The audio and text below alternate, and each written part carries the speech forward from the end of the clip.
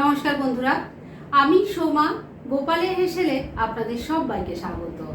এই অসহ্য গরমে সবার শরীর খারাপ হয়ে যাচ্ছে আর মুখে একদম খাওয়ার রুচিই নেই। তাই আজকে বুন্দেলখণ্ডের দারুণ টেস্টি, দারুণ হেলদি আর একদম ইজি একটা রেসিপি আপনাদের সাথে শেয়ার করছি, যেটা খেতে তো ভালো লাগবেই আর খুব চটপট তৈরিও হয়ে যাবে আর এতে মুখের রুচিও কিন্তু ফিরবে। তাই চলুন আর একটু সময় নষ্ট না করে রান্নাটা করে ফেলি। আজকে বুন্দেলখণ্ডের একটা দারুণ টেস্টি আর গরমের উপযোগী একটা রান্না করব, যেটা আশা করছি আপনাদের সববার ভালো লাগবে। আর তার জন্য কড়াইয়ের মধ্যে সামান্য একটু সর্ষের তেল দিয়ে গরম করে নিয়েছি।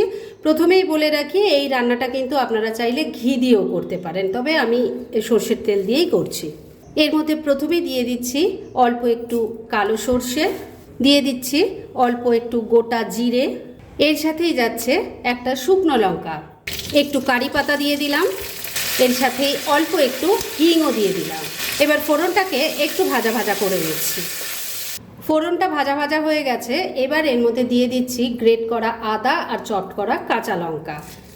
এখানে ছোট এক টুকরো আদা আছে আর আমি এখানে 3টে কাঁচা লঙ্কা চপ করে নিয়েছি। আপনারা কিন্তু ঝালটা নিজেদের টেস্ট অনুযায়ী দেবেন।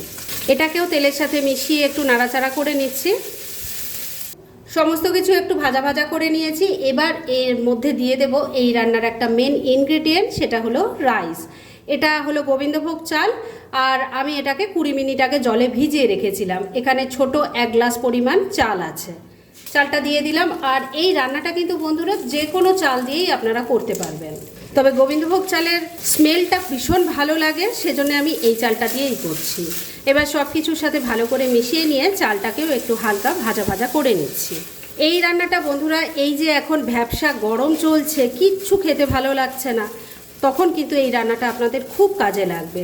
ভীষণ খেতে ভালো হয়, খুব হেলদি এটা, আর খুব চটপট হয়ে যায়। একবার ট্রাই করে দেখুন। ভেজানো গোবিন্দভোগ চালটাকে দিয়ে মিনিট 2 সময় নিয়ে একটু হালকা ভাজা ভাজা করে নিয়েছি। এবার এর মধ্যে দিয়ে দিচ্ছি সামান্য একটু হলুদের গুঁড়ো, এটাকেও মিশিয়ে নিচ্ছি। হলুদের গুঁড়োটাকেও ভালো করে মিশিয়ে নিয়েছি। এবার এর মধ্যে জল দিয়ে দেব। আমি ছোট 1 গ্লাস পরিমাণ চাল নিয়েছিলাম, তাই এখানে জল দিয়ে দিলাম 3 গ্লাস পরিমাণ। ভালো করে মিশিয়ে নিচ্ছি। সব কিছু খুব ভালো করে মেশানো হয়ে গেছে। এবার এটাকে ঢাকা দিয়ে রান্না করব, তবে তার আগে এর মধ্যে পরিমাণ মতো নুন দিয়ে দিলাম, একটু মিশিয়ে নিচ্ছি। এবার এটাকে ওই যেমন বললাম ঢাকা দিয়ে রান্না করব, তবে ভাববেন না যে রান্নাটা রেডি হয়ে গেল, কেননা এর মধ্যে এর যে আরেকটা মেন ইনগ্রেডিয়েন্ট সেটাই এখনও পড়েনি, যার ফলে এই রান্নার টেস্ট অসাধারণ হয় এবং দারুণ হেলদি হয়ে যায়। আর সেটা কিন্তু শেষেই দিতে হয়, তাই একটু ধৈর্য ধরে শেষ অবধি সাথে থাকুন। যাই হোক, আমি ঢাকা দিয়ে 3-4 মিনিট রান্না করে নিচ্ছি, লো আর মিডিয়ামের মাঝে ফ্লেমটা রেখে। মিনিট 4 রান্নাটা হয়ে গেছে। এবার ঢাকা তুললাম, একটু নাড়াচাড়া করে দিচ্ছি। আর রাইস কিন্তু দেখে নিশ্চয়ই বুঝতেই পাচ্ছেন অনেকটাই সেদ্ধ হয়ে গেছে, তবে পুরোপুরি কিন্তু এখনও রেডি হয়নি। এবার করতে হবে কি, গ্যাসটা আমি বন্ধ করে দেব, কেননা এই যে যেটা তৈরি হলো এবার এটাকে আগে ঠান্ডা করে নিতে হবে। তার কারণটা কি একটু পরেই আপনারা দেখতে পাবেন। 2-3 মিনিট রাইসটা নাড়াচাড়া করতে করতে এর টেম্পারেচার এখন অনেকটাই নেমে গেছে। এবার এর মধ্যে দিয়ে দেব টক দই দিয়ে ঘোল বানিয়ে রেখেছি সেটা। দেখুন আমি 1 গ্লাসে অল্প একটু বাকি আছে, ঘোলটা দিচ্ছি। ঘোলের পরিমাণ কিন্তু আপনারা নিজেদের ইচ্ছে মতো দিতে পারেন, কেননা এই গরমের সময় এই ঘোলটা যত খাবেন শরীর ভালো থাকবে। দিয়ে দিলাম। এর সাথেই আরও 1 গ্লাস নর্মাল ওয়াটার দিয়ে দিলাম। ভালো করে সব কিছু মিশিয়ে নিচ্ছি। মনে রাখবেন এই রান্নাটা মানে এই রাইসের রান্নাটা কিন্তু ঝরঝরে সেরকম হবে না। এটা কিন্তু মানে রাইসগুলো একদম নরম হয়ে যাবে আর তাতেই কিন্তু খেতে বেশি ভালো লাগবে। তাই জন্যই জল ছাঁচ সব একসাথেই আমি ঢেলে দিলাম। ভালো করে এবার মিশিয়ে নিচ্ছি। এবার গ্যাসটা আবারও জ্বালিয়ে দিচ্ছি। এবার এই যে জলটা আর ছাঁচটা দিয়েছি, এটা আবারও একটু ফুটে ওঠা অবধি অপেক্ষা করতে হবে। দইয়ের ঘোল আর জলটা যে দিয়েছিলাম দেখুন খুব ভালো করে এবার ফুটে উঠেছে।